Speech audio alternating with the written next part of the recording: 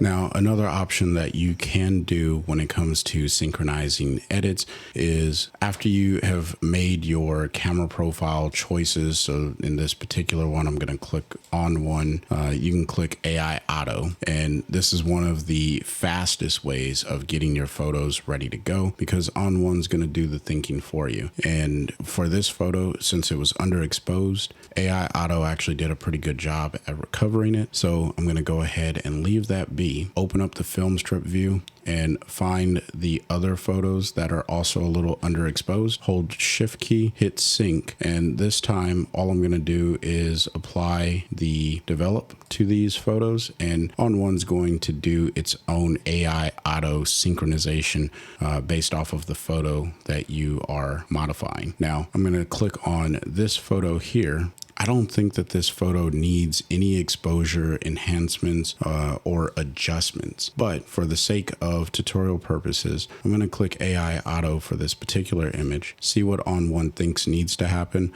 which I actually kind of agree with the edit that ON1 did here. So I'm going to synchronize the AI Auto across all of these other photos, holding down the shift key, and I'm also going to change the camera profile.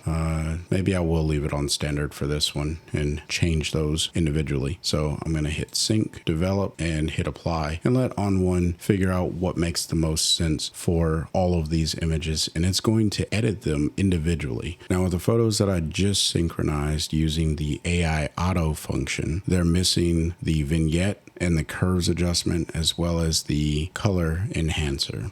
So what I'm going to do is click on a photo that does have it, such as this one, and then I'm going to select all of those photos that I know don't have it. Now I'm going to deselect this one because it does have it, and I'm also going to leave that one selected. So all I have to do now is click sync again, and instead of syncing the develop module, I'm just going to uncheck that and I'm going to synchronize just the effects. I'll hit apply, and what's going to happen is all of these photos are going to get the effects modules synced over them. So if I click on this file here and I come back into edit, you'll see that AI auto is still the primary way that this photo was edited. However, if I come over to the effects module, you'll see that I now have the big softy vignette, the color enhancer, as well as the curves. And that's just a fast way of not having to manually do it, use some of the synchronization capabilities built into the software. That is a really fast way of getting your edits done. So that way